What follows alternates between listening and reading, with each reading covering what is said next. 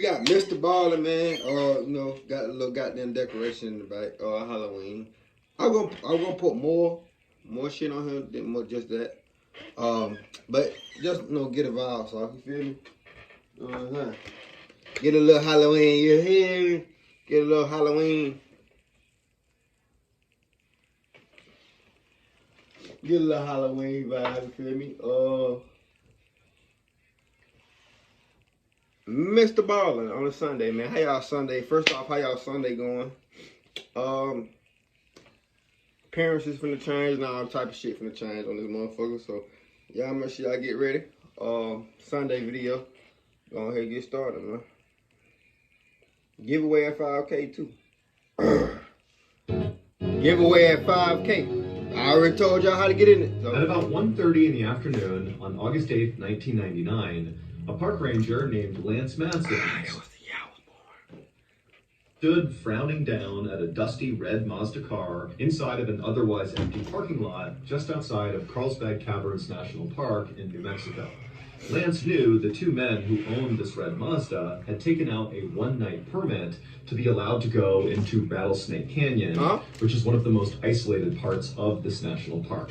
It's basically just a single long scrubby little trail that's kind of all desert with high canyon walls on either side. In order to get access to Rattlesnake Canyon, people need to go to the visitor center and literally fill out paperwork so the park rangers know they're out there and can go out and check on them if they don't come back in time. And so the two men who owned the Mazda had done that. They had filled out all the paperwork, but now Lance was noticing they had not returned at the end of their permit. They had stayed out, presumably in Rattlesnake Canyon, for an additional 3 nights. Now, Lance was not concerned because people did do this. It was more like he was annoyed because now he would have to go out into Rattlesnake Canyon and find these two guys and figure out what was going on. So Lance and the park volunteer that he was with began walking on the trail in the direction of Rattlesnake Canyon. And after walking less than a mile on this trail, Lance and this volunteer looked up ahead, and just off the trail, there was a green and maroon tent that was pitched right out in the open. And so Lance immediately assumed that this had to be the two men who owned the red Mazda. And so very quickly, Lance's annoyance was replaced with relief because it turned out it was really easy to find these two campers, and he'd be able to go figure out what was going on and either get them back to their car, I'll leave in the trail. leave, or if they wanted to, they could. I ain't gonna lie. I'm the type of nigga, I'll leave a trail, like, from my car. I'll leave a whole fucking trail. If you know I'm at. Theory, extend and stay longer with the right permitting. But when Lance and his partner walked down the trail and left the trail to go walk over to this tent, they started to notice there was something off about it. Right away, as they got closer and closer to this tent, they began to smell this horrible kind of chemical burning smell. And then also all over the ground were all these little bits of burned pieces of trash. And then finally, when Lance and his partner actually arrived right in front of the tent, and they were looking down at the closed flap, it was zipped shut, they saw clearly there was something moving around inside of the tent. But whoever or whatever it was wasn't making any noise. And so Lance and his partner, they kind of looked at each other, and they both at this point were pretty nervous. You know, their hearts are racing, they don't know what's going on here. And then Lance just kind of impulsively reached down, unzipped the tent, and lifted it open. And when he saw what was inside, he immediately was hit with this wave of fear and anxiety.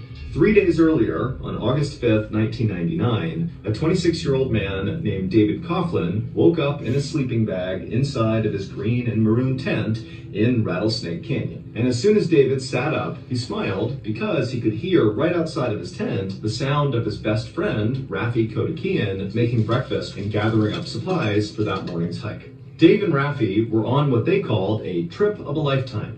6 days earlier, they had left their hometown of Boston, Massachusetts, and traveled more than 2,000 miles west, sleeping at campsites and cheap motels along the way. Their final destination was a university in Santa Barbara, California, where Dave was going to be getting his master's in environmental engineering, but they were going to basically turn the journey out to California into a big vacation. And Carlsbad Caverns National Park was easily both of the men's favorite spots so far, because unlike the other campgrounds they had stayed at so far, which were kind of cheap and small, Carlsbad Caverns... I'm gonna go camping one day, and I'm gonna do like a mini vlog. Like when I start going places like that, I'm gonna start doing like little mini vlogs and shit for y'all can see. You feel me?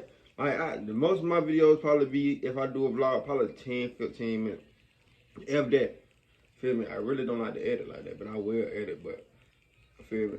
Was huge. It was 47,000 acres of just wild desert. And so for Dave and Raffi, whose normal everyday lives were kind of safe and boring, doing desk jobs and the like, this felt sort of thrilling, like they were cowboys exploring the Wild West. As Dave sat inside of his tent, listening to Raffi make breakfast and get ready, Dave noticed he was already sweating, despite it being pretty early in the morning. It was just already so hot outside. And so Dave grabbed his water and took a sip, and as he did, he thought about that park ranger who had helped them fill out their paperwork to be allowed to come out into Rattlesnake Canyon, who had made a really big deal about ensuring that Dave and Raffi each have at least 1 gallon of water per person per day that they were going to be out here because of the heat. But after they had left the park ranger, Raffi, who had way more experience camping than Dave did, explained to Dave that that was totally overkill and they didn't need that much water. So instead of bringing 2 huge gallons of water for the single night they planned to be out in Rattlesnake Canyon, Raffi had brought along for both of them just 3 16-ounce bottles of water. For reference, that's approximately 6 times less than what the park ranger had suggested. The men had already used one of those 16-ounce bottles of water to boil hot dogs the night before for their dinner, and now the bottle that Dave was drinking from was already half empty. That is not a fucking. This is not enough. But Dave wasn't really worried about his water because... Brother, this is not enough for a fucking desert, brother. Something they call why are you going somewhere called Rattlesnake Canyon? As he and Raffi were going to be hiking out of Rattlesnake Canyon that day and heading back to their car and continuing their journey out to California, and they knew they had set up their tent very close to the parking lot. And so it was a short hike, they're back in their car, and then they're good.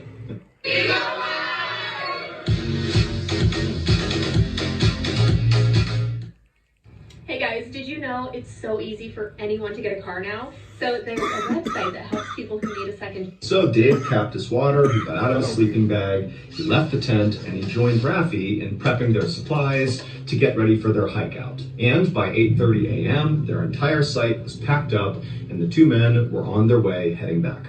The 2 men walked at a leisurely pace in the direction towards their vehicle for about an hour, and as they walked, they did see signs that they were on the right trail. There were these stacks of white rocks that marked the trail, but after walking this full hour, they knew they probably should have been at the parking lot, but they didn't see it yet. However, the 2 men were not worried yet, because remember, they know they're close, and so they're thinking, okay, maybe a couple more minutes and we'll see the parking lot. And so they stopped, they had some more water, and then they kept on walking. But after walking for another 2-3 hours, still in the direction that they believe was towards the parking lot, they did not see the parking lot. In fact, they didn't see anything that looked familiar, and there were no more stacks of white rocks to show they were even on a trail. They were totally lost. And so Dave and Raffi, who were doing their best not to panic, they both sat down, they pulled off their packs, and they pulled out their topographical map and began looking for some sign of where they were. But neither man could read the topographical map, and so all the swirls on the map showing every contour of every geographical feature, it just didn't make any sense to them, and so the map was of no use, and it was getting hotter and hotter by the minute. And so Dave and Raffi put the map away, feeling totally frustrated, and for a second they thought about getting up and just continuing to walk roughly in the direction they thought they should go. But as soon as they stood up, they both just felt so exhausted from walking and the heat, which was now, it's noon, so it's really burning down on them. And so the 2 men just walked over to the edge of a canyon wall where some shrubs were kind of hanging off the wall, providing a little bit of shade, and the 2 men just plunked down right underneath the shade. And they just sat there in silence. I bet y'all like, damn, bro, you cannot leave your hair alone. It's about time for a retwist. I'm gonna agree to retwist either before or after my birthday. I know I'm gonna cut though, but Both men knew they did not have the supplies to stay out in this canyon for much longer. They certainly didn't have enough water, which now really was starting to feel like a huge oversight. But luckily, as they're just sitting there, these huge storm clouds rolled in, and for a very short amount of time, there was this incredible downpour of rain. Gotta be shitting. So Dave and Rafi began catching the raindrops in their mouths, and they began drinking the water off of rocks and leaves. And I mean, it wasn't a lot, but it was enough to kind of boost their spirits. They got a little bit more hydration in, and they were kind of ready to deal with the problem they were facing. After the storm had gone, Dave and Rafi decided that their best move was just to continue walking and try to find this parking lot. But despite this motivation, Dave and Rafi would walk for hours and hours into the night. They would not find the parking lot, and so finally they realized they would have to stop and set up camp for another night. And so Dave and Rafi, who by now were really starting to feel scared, they found this washed out gully and they set up their green and maroon tent, but neither man could sleep. And so they just sat outside of their tent telling each other that don't worry, the park rangers are bound to have noticed that we did not come back in time. We only had that 1-day permit. We've exceeded the limit. They're bound to come out here and find us.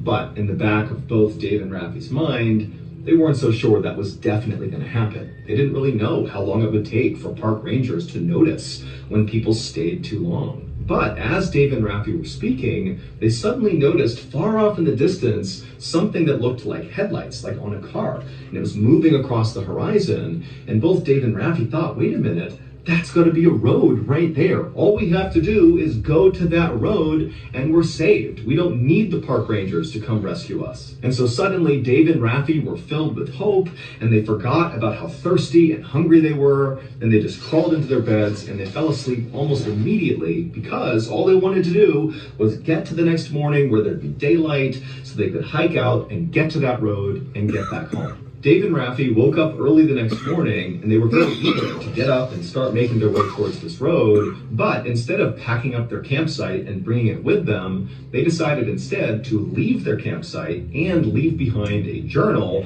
that had some information about who they were and what they were doing in case park rangers came looking for them. And so Dave pulled out a journal from his pack, and he drew a kind of crude map of where this campsite was and where they were going towards this road that appeared to be up on this ridge. And then also Dave included in this note, Dave and Rafi's names, their ages, where they lived, some contact info, and also the fact that they were completely out of food and water, and that if you find this journal, please follow up and make sure we're okay.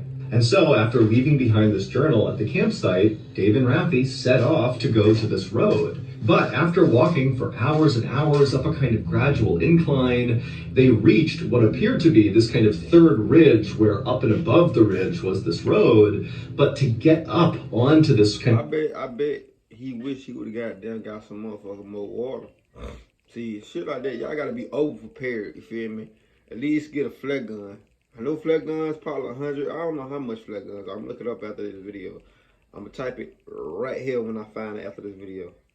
It's gonna be ping. I don't know how much flare gun is for real though, but at least get a flare gun, and at least somebody can find, shoot about 1 or 2 of them bitches. At least get about 4 or 5 of them bitches. I shoot them bitches so much. I swear to God, but you gonna see me. Hey, right in front of them. I'm over here. Really challenging. There was cactus everywhere, and the gullies that kind of led up to the top of this ridge were very slippery and almost vertical, so nearly impossible to climb. And so this was really a chore getting up there. And you gotta remember that Dave and Rafi are already totally exhausted. They have no food, no water, and so this is miserable. But eventually, Dave and Rafi were able to get up onto this ridge, and they looked out, and there was no road. There was nothing. It was just pure desert as far as they could see. And so they had no idea what those lights were that they saw. Clearly, it was not headlights. I mean, for all they knew, it could have been a figment of their imagination. They're desperate to be saved, and so maybe it was possible that they imagined seeing this road. And so as the two men stared in stunned silence at nothingness in front of them, they noticed that a buzzard had actually begun flying in slow circles over their head, almost like it was just waiting for the two men to die so the buzzard could come down and eat them. Now, Dave was ready right then and there to head back to their campsite and just wait, but Rafi was insistent that they just... Oh, why the fuck is the buzzard flying over them? What type of fucking scary movie shit is this? keep on going because you never know. Maybe there is a road just a little bit farther along. But after walking for maybe a couple more hours, they did not see a road. And by this point, both men were beyond exhausted. And so the two men did finally turn around and painstakingly walk their way all the way back to their campsite. And as they're walking, they're telling themselves, maybe we'll get there and park rangers will be waiting for us. A search party will be here. But when they got to their campsite, there was absolutely no sign that anybody had come to their campsite since they left. Their journal with their note and their crude map and all that was still just sitting right in the middle of their campsite, untouched. And it was at this point that Dave and Rafi's spirits were just totally broken. The next morning was Saturday, August 7th. So Dave and Rafi were now beginning their 4th day in the desert and their 3rd day without any water. Rafi had gotten really sick from drinking his own urine, and Dave had begun to experience all these horrible stomach cramps, very likely from eating unripe prickly pears. Also, Dave's legs were starting to seize up, which made it nearly impossible to walk. And so the two men knew they had no chance of hiking out of here to safety. They really just had to wait for their rescue to come. And so that day, Dave and Rafi attempted, with the little energy they had, to... but damn, the people should have been behind by now. If not, get helicopters or something. Because they have to check out, don't they? It's like a hotel-ish type shit, I think. Like, when you go on a trail, some shit like that, you have to let them know when you coming in. And you have to let them know when you coming out. That's a must. Make a huge SOS symbol on the ground using rocks, but after putting the S down and the O down, they didn't have enough energy to collect more rocks to make the last S, and so they did not finish their SOS symbol. And then also Rafi at some point soaked his sleeping bag in fuel and lit it on fire to try to create a smoke signal that somebody might see, but the smoke didn't get high enough, and so it didn't work. And so all that really accomplished was it destroyed Rafi's sleeping bag and also created this terrible stench around their campsite of burning chemicals from having burned the polyester material that made up the sleeping bag. Yeah. And so by that afternoon, when the sun was right over their head and beating down on them, Dave and Rafi just crawled inside of their tent and laid there in silence. And as they did, they noticed the stones underneath their tent felt kind of cool, and so they cut the bottom of the tent out and just laid directly on these loose rocks inside of their tent. By that evening, when still no rescuers had arrived, Dave and Rafi really began to realize that this could be the end. And so Dave, he grabbed that notebook where they had drawn that crude map of where the lights and the road had been, and he flipped the page, and then he wrote a note to his girlfriend, basically saying goodbye, because he knew he was probably going to die. And then Rafi, he took the journal, and he did something similar, but also included that, he would not allow the buzzards to get them, that they would at least ensure their bodies were intact for their families to find. And then after writing these notes and tucking the journal away, Dave and Rafi crawled out of the tent because by now it's dark out, the sun's not out, it's a little bit cooler outside. And the two men, they sat down and they began having a fairly matter-of-fact conversation about the situation they were in. Both men were very emotional. At one point, Dave began screaming and crying just out of despair. But at the end of this conversation, the two men made a decision, an unthinkable one, that really would only ever be made in a situation like this. And so after both men were on the same page, they crawled inside the tent and said, "We'll track the price of your flight, so you can decide when to book." It was the next morning, August 8th, 1999, when that park ranger and his volunteer that was with him had walked along the trail towards Rattlesnake Canyon and discovered Dave and Rafi's ransacked campsite. And they had walked up and they had seen all the burned materials nearby, which was Rafi's sleeping bag and other bits of trash they had tried to burn. And then they had gone to the front of the tent, and Lance had opened it up, and when he looked inside, he saw Rafi, who was alive. He was laying on his side, and he was only wearing these filthy green shorts, and he just looked totally emaciated and terrible and haggard. I mean, the guy really looked like he was on death's door. Then Rafi, when he saw Lance looking in, he just said, "Please tell me you have some water." And Lance did have some water. He gave it to him. And then Lance, knowing that Rafi was with another person, Dave, he said, "Hey, where is the guy you were with?" And Rafi, as he's drinking the water, just kind of casually pointed out of the tent somewhere off behind where Lance and his partner was. And so Lance and his partner, they turned around and they didn't see anybody. They were just... We went to go get help, didn't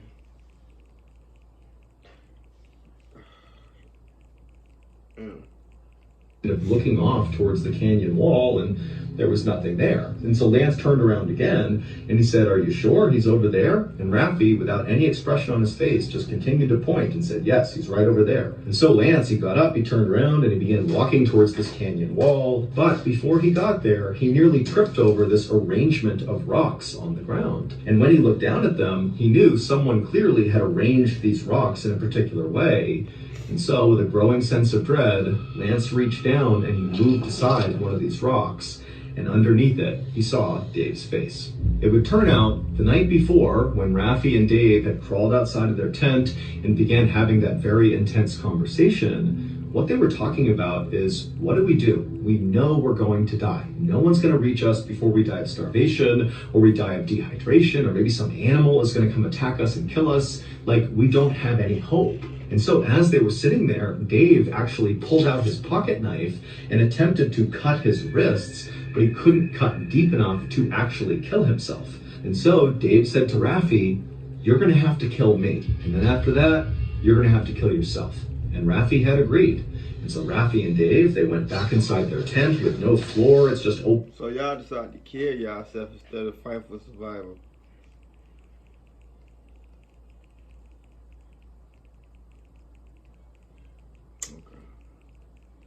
And rocks in the bottom, and Dave, he lied down on his back and he pulled his shirt up and he exposed his rib cage.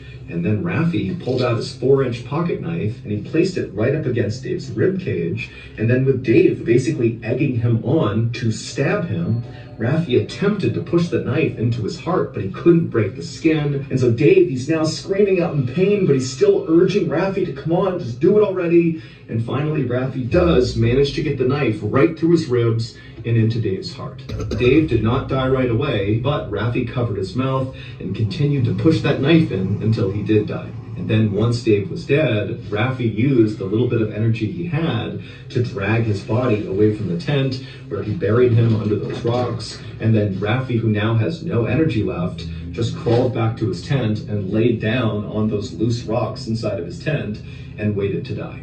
But just a few hours later, on the morning of August 8th, Lance the park ranger, along with his volunteer, had come down and discovered Rafi before he had died. Little did Dave and Rafi know, this campsite where they had been for the past few days was just a 15 or 20-minute walk from their car. 9 months later, on May 11th, 2000, Rafi pled guilty to murder and was sentenced to 16 years in prison. However, Rafi insisted throughout the trial that the reason he killed Dave was because Dave asked him to. It effectively was a mercy killing, and that Rafi intended afterwards to die himself. This was murder-suicide. And Dave's family believed Rafi, and so did another judge. And so ultimately, Rafi would only serve 16 months in prison before he would be released.